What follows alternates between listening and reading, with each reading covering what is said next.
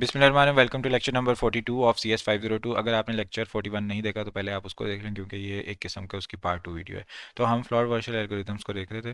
तो यहाँ पर हमारे पास क्या होता है, सबसे पहले हमारे पास नंबर ऑफ वर्टिसेस पास होते हैं और हमारे पास एक मैट्रिक्स पास होता है जो कि 2D मैट्रिक्स होता है, जिसके अंदर हमारे पास वेट्स पास हुए होते हैं। अब जहाँ पर हमारे पास बीच में कोई ना कोई एज होगा, वहाँ पर हमारे पास उसका वेट दे दिया जाएगा। जहाँ पर हमारे पास एज नहीं होगा, वहाँ पर इन्फिनिटी दे दिया जाएगा, और किसी भी वर्टेक्स का आपस में जो हमारे पास वेट होगा वो जीरो के इक्वल होगा, यानी डायगोनल एंट्रीज हमारी इस मैट्रिक्स में जीरो के इक्वल होंगी। तो हमारे पास जो लूप चलेगा वो इस तरह चलेगा कि फॉर आई 1 से लेके एन तक हम क्या करेंगे कि आई से लेके एन तक और जे 1 से लेके एन तक, यानी हमने एक नेस्टेड लूप चलाया। हम क्या करेंगे कि डी आई जे के अंदर उनके वेट्स अपडेट कर देंगे जो भी हमारे पास वेट्स मैट्रिक्स में गिवन है।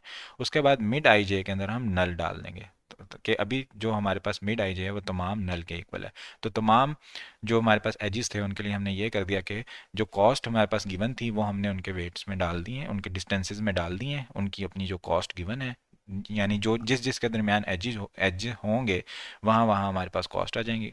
उसके अलावा हमारे पास जहाँ पर एज नहीं होंगे वहाँ इन्फिनिटी आ जाएगा और इट सेल्फ जो होगा वो जीरो आ जाएगा। तो हमारे पास ये डिस्टेंस मेट्रिक इस तरह से आ चुका है। अब हम क्या करते हैं कि के की वैल्यू हमने लेनी है 1 से लेके एन तक की एक रेंज में।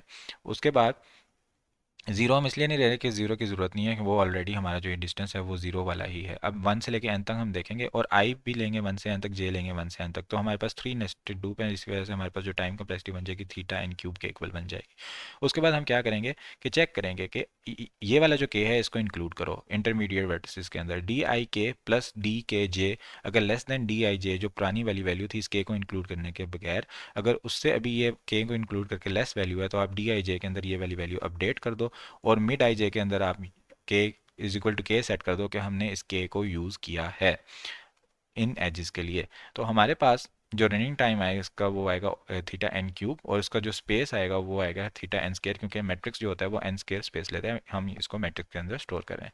तो जब हम इसको ग्राफ को अप्लाई करेंगे तो मैट्रिक्स जो है वो हम देखते हैं कि हमारे पास जो कैसे हम इसको प्रेजेंट करते हैं। ठीक है, अब हमारे पास फॉर एग्जांपल 4 यहाँ पर वर्टिसेस हैं, 1 2 3 4, 1 2 3 4 हमने मैट्रिसेस रख दिए। अब हमारे पास जहाँ पे कोई एज नहीं था वहाँ तो हमने थीटा ऐड कर दिया। ठीक है, और जहाँ जो इट सेल्फ एजेस थे, डायगोनल एंट्रीज थी 1 1 2 2 3 3 4 4, वहाँ पर हमने 0 0 0 ऐड कर दिया। ठीक है, तो ये तो हमारे पास बेसिक एंट्रीज हो गई हैं। उसके बाद अब हमने क्या करना है कि जहाँ जहाँ हमारे पास कोई ना कोई एज है, अब अगर हम देखें तो हमारे पास 1 से 2 की तरफ एज है। ठीक है, 1 से 2 की तरफ हमारा जो एज है उसके ऊपर 8 वेट है, तो हमने उसके अंदर 8 ऐड कर दिया। इसी तरह हमारे पास 1 से 4 हमने देखना है, 1 से 4 हमारे पास एज है जिसका 1 कॉस्ट है, तो हमने वहाँ पर 1 ऐड कर दिया। इस तरह हमारे पास 2 से 3 एज है, 2 से 3 हमारे पास ऐड है, उसके अंदर हमने 1 कॉस्ट ऐड कर दी। इस तरह हमने तमाम कॉस्ट ऐड कर दी है। ठीक है, तो ये हमारे पास एंड तक हम इस तरह अपडेट कर देंगे जो हमने शुरू में लूप चलाया था। ठीक है, जो हमारा फॉर आई 1 से लेके एन तक था और जे 1 से लेके एन तक था, और उसके अंदर डी आई जे हमने अपडेट कर दिया था with respect to the cost या वेट्स का जो मैट्रिक्स था, जो हमारे पास इनपुट गिवन वैल्यूज थी। तो अब हमारे पास ये, अब हम क्या करेंगे, के की वैल्यू लेंगे जीरो से लेके एन तक। ठीक है, जीरो से लेके एन तक हम लेने के बजाय जब हम लूप लगाएंगे उसमें 1 से लेके एन तक लेंगे, क्योंकि ऑलरेडी जीरो के लिए तो यही वाली वैल्यू है। अब हम के की वैल्यू पहले लेते हैं 1, यानी हम 1 वर्टेक्स को इंक्लूड कर रहे हैं। तो अब हम जो अपना लूप चलाएंगे वो कंप्लीट मैट्रिक्स के ऊपर चलाएंगे। अब 1 के लिए जो हमारे पास बन रहा है, सेल्स बन रहे हैं वो ये वाले बन रहे हैं कि जिसके अंदर हम 1 को इंक्लूड कर रहे हैं। तो अब हमारे पास हम देखेंगे कि 1 को इंक्लूड करने से हमारे पास 3 से लेके जो 2 तक रास्ता जा रहा है उसके अंदर 4 और 8 हमारे पास 12 जो है ना वो इसका कॉस्ट बन रही है। तो क्या ये इन्फिनिटी से कम है? कम है, तो हम यहाँ पर 12 अपडेट कर देंगे। 3 से 1 जाते हैं और फिर 4 जाते हैं तो हमारे पास बन जाता है 5। तो क्या ये इन्फिनिटी से कम है? कम है, तो यहाँ पर हम 5 अपडेट कर देंगे। उसके बाद हम 1 को यूज़ करते हुए किसी और वर्टेक्स से नहीं जा सकते। ठीक है, तो इसके अलावा लेकिन हमने आइट्रेट लूप में तब में सब में ही करना है। ठीक है, लेकिन हम यहाँ पर वैल्यू सिर्फ वो देख रहे हैं जो हमारी चेंज हो रही है। अब हम क्या करते हैं, के की वैल्यू अपडेट कर देते हैं, 2 के इक्वल कर देते हैं। अब हमारा 2 भी इंक्लूड हो गया। अब हम देखते हैं 3 से अगर हम 1 आए फिर 2 आए फिर वापस 3 आए, तो 3 से 3 तो वैसे ही हमारी जीरो कॉस्ट होती है, तो इसकी हमें ज़रूरत नहीं है। फिर हम ये देखते हैं कि अगर हम वन से टू आए और फिर थ्री आए, तो वन से थ्री हमारे जो कॉस्ट बन जाती है 8 + 1 9 बन जाती है। ठीक है, तो यहाँ पर अगर हम देखें वन से लेके थ्री हमारी इन्फिनिटी है, तो यहाँ पर हम 9 अपडेट कर देते हैं। तो इसी तरह हम अपनी कॉस्ट वैल्यूज़ अपडेट करते जाएंगे, के की वैल्यू फिर इंक्रीज़ करेंगे, फिर हमारा थ्री वर्टेक्स भी इंक्लूड हो जाएगा, फिर इंक्रीज़ करेंगे हमारा फोर वर्टेक्स भी इंक्लूड हो जाएगा। तो इस तरह हमारी जो कॉस्ट वैल्यूज़ हैं वो अपडेट होती जाएंगी, और एंड पे हमारे पास जो अपडेटेड मैट्रिक्स बन जाएगा विद के इज इक्वल टू 4 जब हम इंक्लूड करेंगे, तो हमारे पास ये अपडेटेड मैट्रिक्स हमारे पास आ जाएगा, जिसके अंदर ये तमाम डिस्टेंस मैट्रिक्स की वैल्यूज़ होंगी। और इसके साथ साथ हम क्या कर रहे थे, मिड आई जे के अंदर हम स्टोर कर रहे थे कि ये वाली जो के की वैल्यू है ये हम अपडेट कर रहे हैं या नहीं। ये हम तभी करते हैं जब हमारे पास कॉस्ट कम होती है और हम टेबल में अपडेट कर देते हैं, तो हम उस जगह पे वो रख देते हैं। तो हमारे पास मिड की वैल्यू जो है, मिड ऑफ मैट्रिक्स जो डी था वो होल्ड करता है shortest distance between pairs of matrices. जैसे हमने फॉर एग्जांपल चेक करना है कि हमारा थ्री से लेके फोर तक कितना डिस्टेंस शॉर्टेस्ट है, तो हम यहाँ पर थ्री और फोर यहाँ पर हम चेक करेंगे, तो हमारे पास जो फाइव है वो मिनिमम डिस्टेंस है। तो अगर आप यहाँ से भी देखें तो हमारे पास जो मिनिमम डिस्टेंस बन रहा है वो फाइव ही बन रहा है। तो इस तरह से हमारे पास किसी भी पेयर के दरमियान हम मिनिमम डिस्टेंस इस एल्गोरिथम से कैलकुलेट करके चेक कर सकते हैं।